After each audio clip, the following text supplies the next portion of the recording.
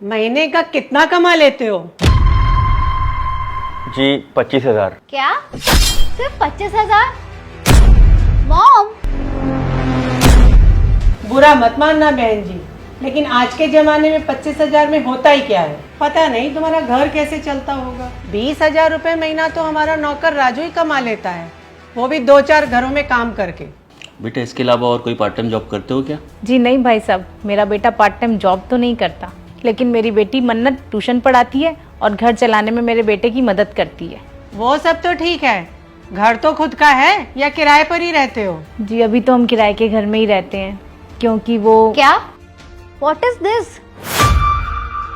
शादी के बाद मैं किराए के घर में रहूंगी?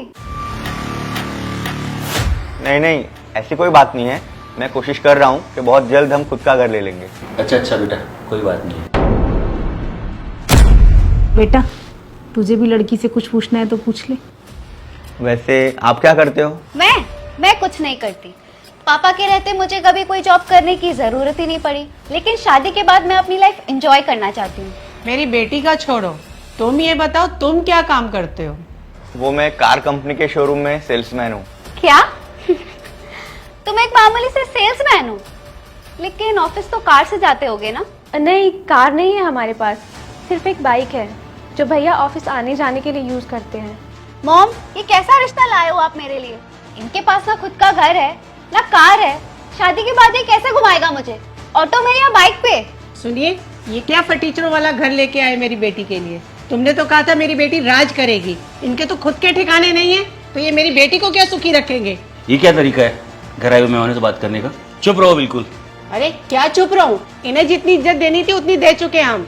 इससे तो अच्छा वर्मा जी का बेटा है, उसके पास गाड़ी है, बंगला है, वेल सेटल्ड है। हमारी बेटी वहाँ राज करेगी। बस कीजिए आंटी जी, आप कितनी देर से हमारी बेइज्जती किए जा रही हैं? हम चुप है इसका मतलब ये नहीं कि आप हमारी शराफत का फायदा उठाए। आंटी जी अगर आप बुरा ना माने तो क्या आप मुझे बता सकते हैं अंकल जी को खुद का घर खरीदने में कितना वक्त लगा? बेटा 20 साल लग गए। सुनो, तुम्हारे पापा को ये घर लेने में पूरे 20 साल लग गए और तुम एक 25-26 साल के लड़के से एक्सपेक्ट करती हो कि वो तुरंत ही घर ले ले? मेरा भाई जॉब करके पूरे घर की जिम्मेदारी उठाता है। क्या आप बता सकती हो आपकी बेटी कितना कमाती है? अपनी बेटी के लिए घर चाहिए, गाड़ी चाहिए, आप अपनी बेटी के लिए लड़का देख रहे हो या फिर कोई मॉल का ऑफर? कभी शांति से बैठकर लड़कों के बारे में भी सोचो, तब आपको पता चलेगा कि वो अपने परिवार की खुशी के लिए अपने सारे सपने कुर्बान कर देते हैं। लेकिन लड़की 25-26 साल तक डिमांड ही करती रहती है कि डेस्टिनेशन वेडिंग होनी चाहिए, हनीमून आउट ऑफ इंडिया होना चाहिए और प्री वेडिंग का खर्चा कम से कम 3 लाख तो होना ही चाहिए। ये सब खर्चे लड़के ही क्यों उठाएं? आंटी जी, कार तो मेरा भाई आज नहीं तो कल ले ही लेगा, लेकिन क्या आपकी बेटी इस काबिल है कि वो अपने पति से एक छोटा सा टीवी लेते हुए भी ये कह सके कि आधी पेमेंट मैं कर देती हूँ? क्या हम अपनी बेटियों को इस काबिल नहीं बना सकते कि शादी के बाद वो अपने पति के साथ मिलकर घर की जिम्मेदारियां संभाल सके? आज समाज में ऐसे भी लोग हैं जो पैसे से तो बहुत अमीर हैं, लेकिन संस्कार के नाम पे बहुत गरीब।